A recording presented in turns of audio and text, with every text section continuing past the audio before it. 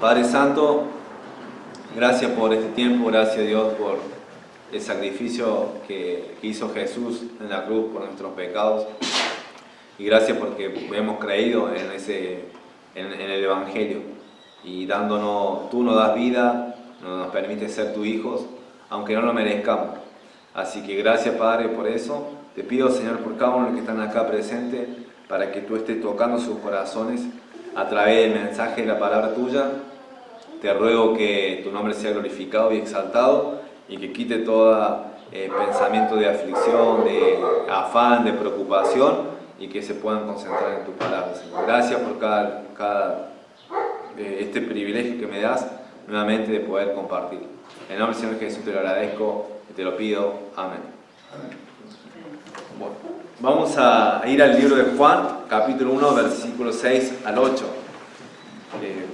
Pero él se siente mal, así que voy a predicar otro mensaje de la palabra de Dios. Así que el libro de Juan, capítulo 1, versículos 6 al 8. Y vamos a ver, el título es Un hombre ordinario con un Dios extraordinario. Un Dios ordinario con un Dios extraordinario.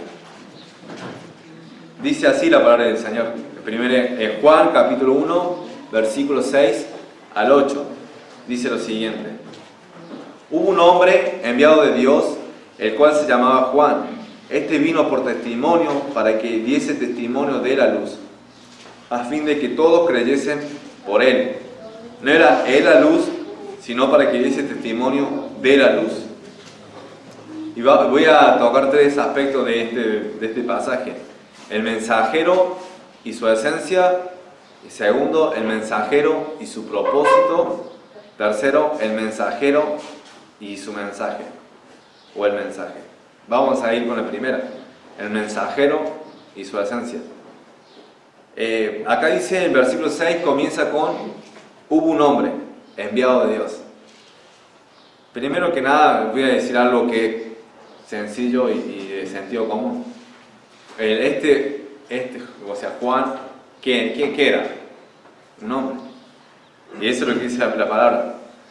El mensajero era un hombre, no era un ángel, no era otro ser, un ovni, no era nada de eso. Era un hombre. Y era un hombre enviado de Dios. Pero ¿qué quiero decir con esto? Quiero decir que como Dios utilizó a Juan, Dios puede utilizar a cualquiera de los que está aquí presente. Porque Él no dio el evangelio o el mensaje, como Juan tenía el encargo de anunciar la venida de ¿quién? De Cristo, del Mesías. Él iba a preparar el camino. Pero nosotros tenemos la tarea y la encomendación de predicar ¿qué cosa? Las buenas nuevas, el mensaje de salvación a las personas. Pero Dios no le encargó ese mensaje a un ángel o él mismo. Él podría poner el evangelio en las nubes, en el cielo, o habría un parlante donde anuncie las 24 horas el mensaje de salvación. En cambio, Dios, al igual que utilizó a Juan, utilizó un hombre común y corriente, también utiliza a nosotros. Pero ese es lo primero. Era un hombre, no era un hombre. Pero también, ¿cómo era este hombre? El padre era Zacarías y su esposa Elizabeth, y era un sacerdote común, y eso se ve en Lucas capítulo 1. Y dice que por suerte le tocó el privilegio de poder entrar al lugar santísimo.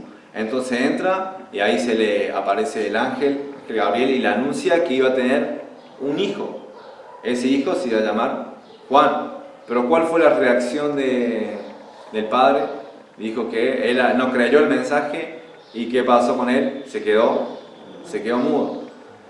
Elizabeth era estéril y no podía tener, y era también de edad avanzada. Algo similar a lo que se ve en los casos anteriores en el Antiguo Testamento. Y él no creyó, pero le pasó eso. Pero después le pone el nombre Juan. Lo que quiero ir con esto es que Juan no venía del sector privilegiado de la sociedad judía. No venía de los sumos sacerdotes, no venía de los saduceos, de los fariseos. Venía de un sacerdote, sí, pero era un común y corriente. Le tocó, por suerte, y tuvo ese privilegio. Pero Dios se valió de Juan, y así como Dios se valió de Juan para anunciar, para dar esa tarea, así lo hizo con otras personas en el Antiguo Testamento y en el Nuevo Testamento, con personas que eran comunes y corrientes. Cuando Jesús tuvo la decisión de elegir a sus discípulos, ¿a quién eligió como sus discípulos en cuanto a oficio? Más que nada pescadores, algunos cobradores de impuestos que eran llamados como publicanos, y los publicanos eran los odiados de la sociedad. También hubo uno que se llamaba Simón el Celote, era un radical, uno que militaba en contra del gobierno romano, pero la mayoría eran pescadores, eran personas que trabajaban mínimo 12 horas al día aproximadamente, y lo único y como vemos en Hechos, eran personas de ¿qué? Del vulgo, sin letras y del vulgo, eso se ve. Pero Jesús no eligió al sumo sacerdote, no eligió a un representante del sistema judío, no eligió ninguno de esos, eligió solamente pescadores y personas, y otros de otro oficio, pero personas comunes y corrientes. Lo que quiero decir también, aplicando esto, Dios envió un hombre, y ese hombre era Juan, que Dios puede utilizar a cualquier persona. Dios utiliza así a un apóstol Pablo, que era un hombre letrado, un hombre versado en la Escritura, estudió a los pies de Gamaliel, pero Dios puede utilizar a cualquier tipo de persona. Hoy uno de los versículos que leyó el hermano, uno de los salmos que leyó, dice que Dios no se deleite en la fuerza del caballo, no se impresiona por esas cosas. Él no ve a Messi y dice, wow, qué increíble, qué Messi, y se pone a ver los videos de Messi o de Maradona, cómo gambeteaba. Él no se maravilla con esas cosas. Estaba viendo cómo le entregaban, cómo Messi ingresó a recibir el Balón de Oro. Es increíble la gente cómo gritaba Messi, Messi, Messi. Y era como que un minuto sin parar gritando así. Las personas se impresionan ante los talentosos, ante los ricos, se intimidan. Pero Dios no. Dios es Dios. Dios es todopoderoso. Y Dios dice en Isaías capítulo 60, voy a leerlo.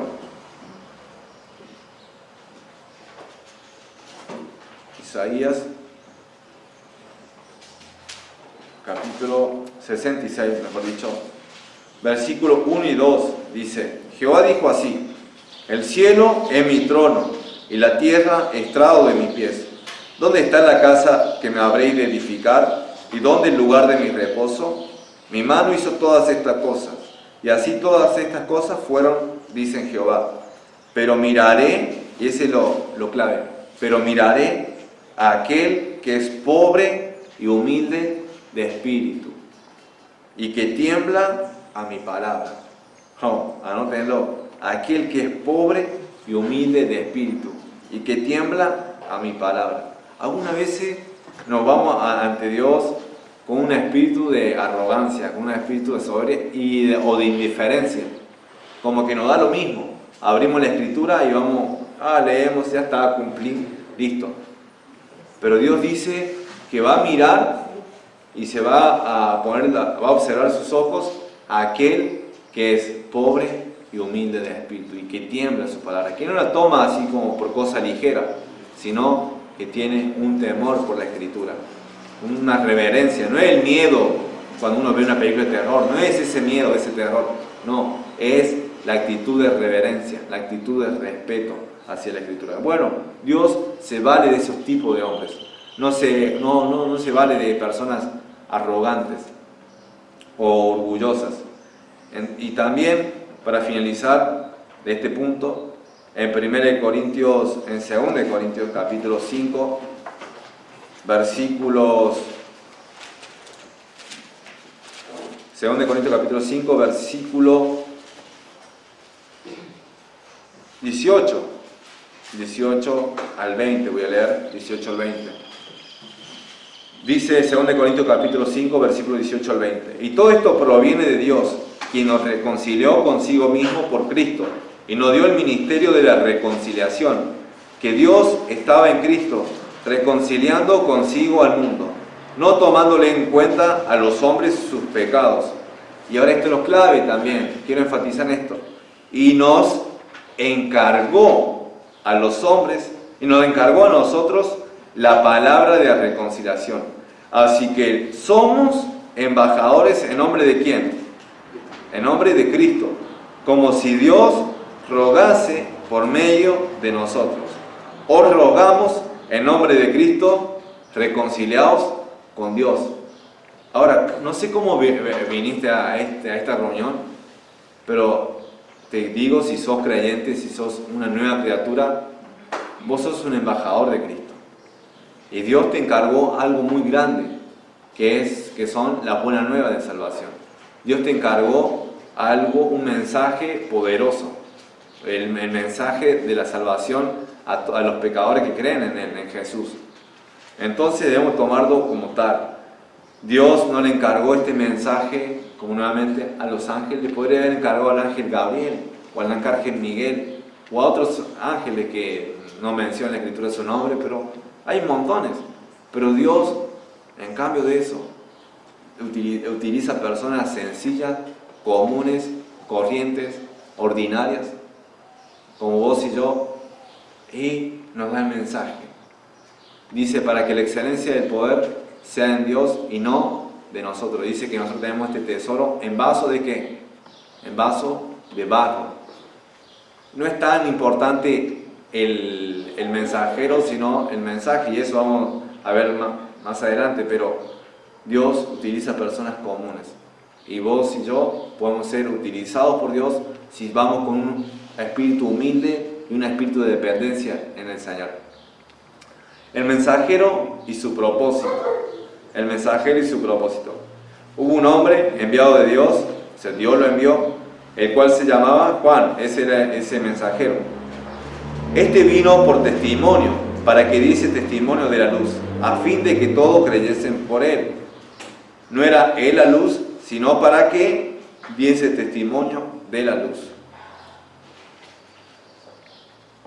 Entonces Juan vino ¿para qué? Para dar testimonio de la luz, para dar testimonio de Jesús, que iba a venir, el Mesías, para anunciar la llegada del reino. Entonces, el mensajero y su propósito. Dar testimonio, es decir, él tenía que hablar, no se tenía que esconder. Él debía anunciar, no se debía esconder. Dice la de Mateo 5, capítulo 13 al 14, no, 14 y 15, voy a leer, dice: vosotros sois la luz del mundo.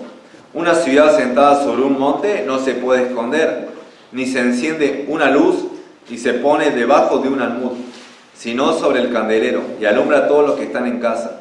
Pero eso el versículo 15 dice que no se enciende una luz y se coloca debajo de la mesa o en un lugar donde no pueda alumbrar.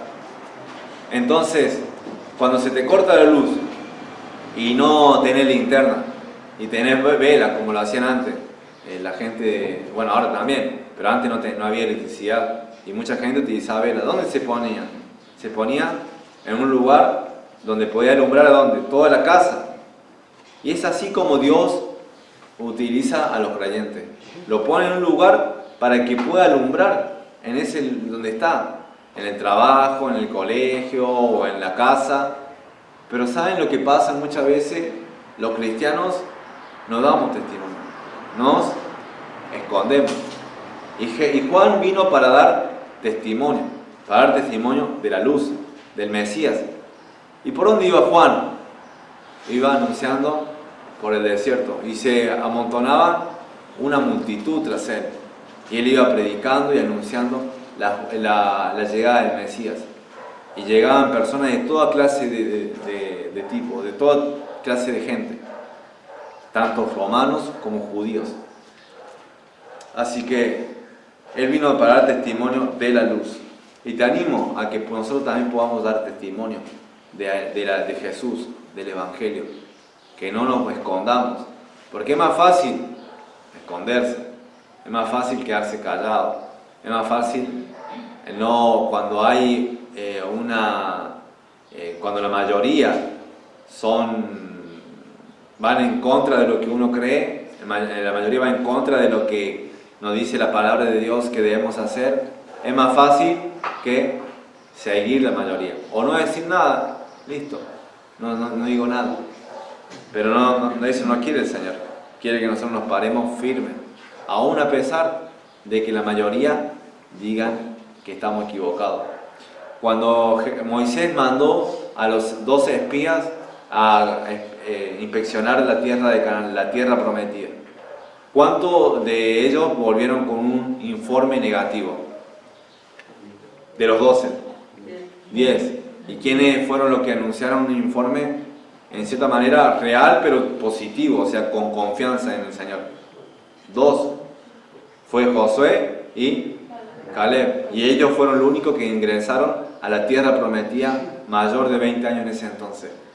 Pero después de que los 10 dieron un informe negativo, no creyendo en el Señor, la multitud quiso volverse a Egipto, hablaron de querer apedrear a Moisés. Pero Josué y Caleb no cambiaron su postura. Ellos se mantuvieron firmes, se mantuvieron diciendo: no, lo vamos a aplastar porque Dios está con nosotros. Jehová nos va a dar la victoria. Entonces, de la misma manera podemos encontrar en tanta parte de la Biblia como los 4 amigos de Daniel, los 3 amigos de Daniel que fueron arrojados al horno de fuego. Cuando toda la multitud se postraba y empezaba a adorar a la estatua de oro que mandó a construir Nabucodonosor, ellos dijeron: no nos vamos a arrodillar. Y sepa, oh rey, que si Dios nos puede salvar, pero si no nos salva, lo mismo, nos vamos a mantener. Y fueron arrojados al horno de fuego. Y ahí Dios estuvo con ellos. Entonces, debemos dar testimonio, aún a pesar que el mensaje que nosotros predicamos es un mensaje anticultural. Las personas en las iglesias hasta en las mismas iglesias están empezando a aceptar la ideología de la cultura de ahora. Vamos a empezar a ver personas que van a estar predicando y van a ser homosexuales. Personas que van a estar predicando y van a ser lesbianas. Y ya está pasando eso en otros países y acá en Argentina también. Pero todo con el mensaje de ¿qué? De tolerancia, de inclusión, un mensaje de romper estructura, de traer lo nuevo, de que hay que ser de mente abierta, no hay que ser tan cerrado ni cuadrado, y todas esas cosas que en cierta manera van a ir destruyendo a la iglesia. Pero nosotros, la iglesia bíblica, una iglesia que se funda en la palabra, debe mantenerse. Sabemos que la Escritura dice que la mujer no debe enseñar, pero sabemos que hay muchas iglesias que sí, y cuando uno va en contra de eso, ahí nomás salta el feminismo y dice: Dios no puede utilizar una mujer o cosas así. Sí, lo puede utilizar, pero no es el orden que Dios ha dado. Y un ejemplo como eso podemos ver un montón, donde el mensaje del Evangelio, la sana doctrina, va a ser antipopular. Y es antipopular, es anticultural, pero nosotros aún así debemos dar testimonio. También Él vino a dar testimonio y no hablaba de sí mismo. Él hablaba de ¿quién? De la luz. Él vino para predicar de la luz. Y en 1 Corintios, capítulo 1, Pablo, de manera similar,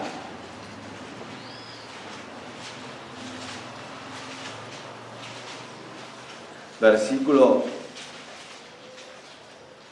17, dice: pues no me envió Cristo a bautizar, sino a predicar el Evangelio, no con sabiduría de palabras, para que no se haga vana la cruz de Cristo. Versículo 18 de 1 Corintios, capítulo 1. Porque la palabra de la cruz es locura a los que se pierden, pero a los que se salvan, esto es, a nosotros es poder de Dios, pues está escrito: destruiré la sabiduría de los sabios y desecharé el entendimiento de los entendidos. ¿Dónde está el sabio? ¿Dónde el escriba? ¿Dónde está el escriba? ¿Dónde está el disputador de este siglo? ¿No ha enloquecido Dios la sabiduría del mundo? Pues ya que en la sabiduría de Dios el mundo no conoció a Dios mediante la sabiduría, agradó a Dios salvar a los creyentes por la locura de la predicación. Entonces, versículo 23 dice, pero nosotros predicamos a Cristo crucificado, para los judíos ciertamente tropezadero y para los gentiles locura, mas para los llamados, así judíos como griegos, Cristo es poder de Dios y sabiduría de Dios. Y después continúa el pasaje, pero dice que Pablo predicaba a Cristo crucificado. Ese era el mensaje central. Él estaba no para anunciarse a sí mismo, no para promoverse a sí mismo, no para ponerse en un pedestal el apóstol Pablo. No lo hacía por eso, lo hacía para predicar a Cristo crucificado. Y ese era su propósito. El mensajero y su mensaje. Él vino a hablar de la luz, ese era el contenido de su mensaje. Ese era lo central del apóstol Juan, del Juan el Bautista. El mensaje de buenas nuevas es para nosotros. Pero, ¿saben qué pasó cuando él recibió el mensaje? Juan, ¿qué es lo que hizo? Porque él dice que de niño se empezó a criar en el desierto. Y él habitaba ahí en los lugares desiertos. Pero en el capítulo 3 de Lucas, lo voy a leer, el libro de Lucas, capítulo 3, dice, en versículo 1, en el año 15 del imperio de Tiberio César, siendo gobernador de Judea, Poncio Pilato y Herodes tetrarca de Galilea, y su hermano Felipe, tetrarca de Iturea, y de la provincia de Traconite y de Lisanias, tetrarca de Abilinia. Ahora, versículo 2, esto da el contexto histórico y social de aquella época. Pero versículo 2 dice, y siendo sumo sacerdote Anás y Caifás, vino palabra de Dios a Juan, hijo de Zacarías, en el desierto. Y él fue por toda la región contigua al Jordán, predicando el bautismo de arrepentimiento para perdón de pecados. Y después sigue el ministerio de Juan. Pero él, ¿qué es lo que hizo cuando recibió el mensaje? El mensaje del bautismo del perdón de pecados, arrepentimiento, para poder preparar el camino para el reino del Mesías, para el futuro rey del Mesías. Él empezó a predicar. Él fue obediente. Él no se quedó ahí quieto, sino empezó a predicar. Recibió la palabra y empezó a predicar. Ahora nosotros, nuevamente, tenemos el mensaje de salvación. Ahora, con Navidad, la gente está más abierta, más sensible. Hasta la persona atea o agnósticas, o aquellas que se autodenominan ateas y agnósticas, están sensibles a la palabra del Señor. Y nosotros tenemos una puerta ahí para poder hablarle. ¿Y cuál es este mensaje? El mismo mensaje que habló Juan, el ángel Gabriel, si no me equivoco, a los pastores. En Lucas capítulo 2, voy a leerlo, versículo 8 al 14. Si quieren buscarlo, amén, pero si no, escuchen. Lo voy a leer, capítulo 2, versículo 8 al 14. Dice, había pastores en la misma región que velaban y guardaban la vigilia de la noche sobre su rebaño. Y aquí se le presentó un ángel del Señor, y la gloria del Señor los rodeó de esplendor, y tuvieron gran temor. Pero el ángel le dijo, no temáis, porque aquí os doy nuevas de gran gozo, que será para todo el pueblo, que os ha nacido hoy en la ciudad de David un Salvador, que es Cristo el Señor. Esto servirá de señal, hallaréis al niño envuelto en pañales, acostado en un pesebre. Y repentinamente apareció con el ángel una multitud de las huestes celestiales, que alababan a Dios y decían, gloria a Dios en las alturas, y en la tierra paz, buena voluntad para con los hombres. Pero voy a leer de vuelta versículo 10, dice, pero el ángel le dijo, no temáis, porque aquí os doy nuevas de gran gozo, que será para todo el pueblo, que os ha nacido hoy en la ciudad de David un Salvador, que es Cristo el Señor. Amén. Qué glorioso, porque ese mismo mensaje es el mensaje que tenemos nosotros. Ya nació Cristo, La hermana Silvia comentaba acerca de que tenemos nosotros ya el panorama completo, tenemos toda la revelación de la Escritura completa, no se agrega más ni se quita nada, ya tenemos todo, el principio y el fin, podemos ver el panorama y sabemos que Cristo nació, vivió una vida perfecta y al cabo de 33 años fue ofrecido como un sacrificio expiatorio por nuestros pecados y venció la muerte con poder y resucitó al tercer día. Y nosotros, las personas que hemos creído en Él como nuestro Señor y Salvador, somos librados de la condenación del pecado. Y es ese el mensaje, es eso lo que nosotros debemos anunciar. Y debemos estar gozosos porque son nuevas de gran gozo. El mensajero es animado por el mensaje. El mensajero es animado por el mensaje. Es así. O sea, nosotros tenemos un mensaje grande. El ángel, no creo que le haya dicho, son nuevas de gran gozo. Viene el Salvador Cristo. No, él fue con voz de trompeta. Hoy ha nacido el Salvador, el Mesías, Cristo, para todo el pueblo. Y los ángeles quedaron maravillados, los pastores quedaron maravillados. Y esa misma noche empezaron a recorrer y lo vieron a Jesús envuelto en pañales, en un pesebre. Entonces nosotros debemos también de esa misma manera ser animados por el mensaje. Debemos considerar la grandeza de Cristo, el mensaje de Jesús. Cristo es todo para nosotros. Cristo es el Evangelio mismo. Nosotros, al estar en Jesús, somos hijos de Dios. Ya fuimos reconciliados, ya fuimos absueltos de la condena del pecado. Éramos reos de muerte, hijos de ira por naturaleza. Estábamos perdidos seguíamos nuestra concupiscencia, éramos esclavos de eso, de nuestros deseos. Pero Dios un día se deleitó en poder salvarnos. Y yo me acuerdo de ese día. No sé si te acordás vos de ese día, no sé si te acordás, porque deberías recordar cómo era Egipto, cómo era tu vida en esclavitud, y después ver cómo Dios te liberó y cómo ahora Dios te da libertad. Aquel que el Hijo libertare será libertado. Dice así la palabra del Señor en Juan. Entonces somos libertados del pecado y tantas cosas que Dios hizo en nuestra vida. Debemos considerar el mensaje y debemos animarnos. Como Juan empezó a predicar hasta el día de su muerte. ¿Saben hasta cuánto vivió Juan? No habrá vivido más de 31 o 32 años, porque sabemos que Juan murió antes de la crucifixión de Cristo durante el ministerio. ¿Y cómo murió Juan? Decapitado. Que vaya manera de morir, ¿no? Qué bien. Pero Juan fue fiel hasta la muerte. Él estaba en la cárcel, ¿por qué?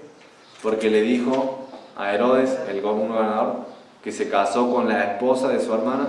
No te es lícito, con la esposa de su hermano, no te es lícito tenerla. Y dice que con eso y otras muchas exhortaciones le daba a Herodes. Y él lo agarró y lo metió en la cárcel. Y después, por capricho y por celo de su esposa, de la esposa del gobernador, mandó a su sobrina para que pidiera la cabeza de Juan el Bautista. Y así murió. Ante el mundo murió sin pena ni gloria. Ante el mundo murió así. Pero ahora Juan el Bautista está allá en el cielo y nos espera a nosotros. Es un héroe de la fe. Así que nosotros debemos ver a Juan el Bautista y verlo como un ejemplo. Vamos al libro de Juan nuevamente. Entonces vimos que el mensajero era un hombre, no era un ángel, no era un ovni. Y dice Dios que Dios escoge los pobres de este mundo para avergonzar a los ricos, a los débiles de este mundo para avergonzar a los fuertes. Entonces el mensajero era un hombre común y corriente. ¿Qué vas a hacer vos? Y cuando digo hombre me refiero a un género. Hacia el género humano, sea mujer, sea varón, Dios te puede utilizar si tan solamente está dispuesto o dispuesta a ser utilizado. Vimos también, segundo, el mensajero y su propósito. Él vino para dar testimonio, no vino para, no sé, para hacer otra cosa, para fundar una empresa, para hacer la cura del cáncer, aunque eso es algo lindo y bueno, pero Él vino para dar testimonio. Y en cierta manera nosotros también estamos acá para poder ser embajadores de Cristo y rogar al mundo reconciliados con Dios. Así que es el mensajero y su propósito. ¿Estás cumpliendo tu propósito hoy, domingo 5 de diciembre? ¿Estás cumpliendo tu propósito como creyente o estás cumpliendo otros propósitos de la vida? Y tercero, el mensajero y su mensaje. El mensaje era acerca de Cristo que venía y Él anunció, fue fiel hasta la muerte. Y Él fue animado por el mensaje, porque sabemos que eran nuevas de gran gozo. Nosotros también tenemos las nuevas, las buenas nuevas. No son malas noticias, son buenas nuevas. Para todo aquel que cree pueda recibir salvación. Así que esa es la exhortación que dejo, el desafío y el ánimo para vos y para mí. Que Dios puede utilizar a cualquier persona. Y qué glorioso es eso, porque me veo, digo, no solamente en diferentes aspectos, más que nada en el aspecto moral. Sigue habiendo lo malo en mí. Y sí, aún a veces sigo actuando como el Luciano del pasado, el viejo hombre. Y no sé, y seguramente también a vos te pasa eso. O vos decís, no, yo soy santo, ya en breve me hace la beatificación. Pero todos fallamos y pecamos. Pero aún así, Dios nos sigue manteniendo ¿con qué? Con aire. Y sigue dejando que este corazón siga latiendo. Y dice, bueno, le voy a dar unos años más o unos meses más a Luciano para que siga con vida. Y así lo hace con cada uno de ustedes. Dios, por su gracia y su misericordia, le sigue extendiendo aliento de vida. ¿Qué vas a hacer con eso? ¿Qué vas a hacer con la vida que el Señor te da? ¿Vamos a ser fieles como Juan el Bautista hasta la muerte? ¿O vamos a ser como Demas, que abandonó a Pablo y que, ¿por qué? Porque amó este mundo? Que no sea así con nosotros. Vamos a orar. Dios, te doy gracias por este tiempo, gracias por el mensaje de tu palabra, que nos anima, nos exhorta, y gracias por el ejemplo de Juan el Bautista, que fue un hombre común, un hombre corriente, un hombre que tenía un corazón, una mente, tenía brazos, tenía piernas, al igual que nosotros, al igual que cualquiera que está aquí presente. Y nosotros tenemos la revelación completa, tenemos el Espíritu Santo morando en nosotros y tenemos el mensaje poderoso de salvación. Entonces ayúdanos, Padre, a poder ponernos en tus manos cada día, a ofrecernos el sacrificio vivo, santo, agradable a Dios. Señor, ayúdanos a entregarnos a ti cada día, a hacer como dice Romanos 12:1, como dice 1 Corintios capítulo 5. Ayúdanos a andar en rectitud, en obediencia a tu palabra. Ayúdanos a anunciar las buenas nuevas, a hacer testimonio, a no escondernos cuando las cosas se ponen feas, a dar un testimonio no solamente con palabras, sino también con hechos, una vida que refleja a Dios. Padre, hay tantos malos testimonios que manchan a la iglesia, que manchan a la novia de Cristo, y eso es feo, Padre, porque blasfeman tu nombre. Ayúdanos a nosotros a no ser de tropiezo para las personas. Ayúdanos a nosotros a que puedan ver a nosotros y podamos reflejar a Cristo, que puedan ver a Dios, que te puedan ver a ti, Padre. Te lo pido grandemente, Señor. Ayúdanos a andar en fidelidad a tu palabra y al mensaje. Gracias, Dios, por darme la vida.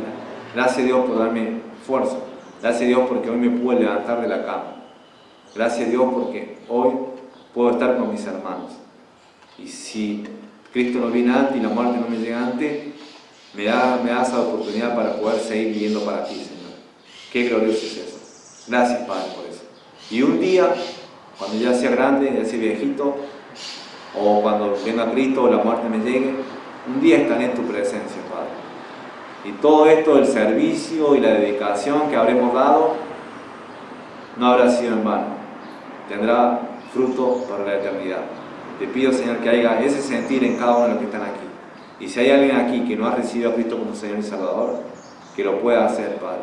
Que confíe en Él. Te lo pido y agradezco todo esto en nombre de Jesús. Amén.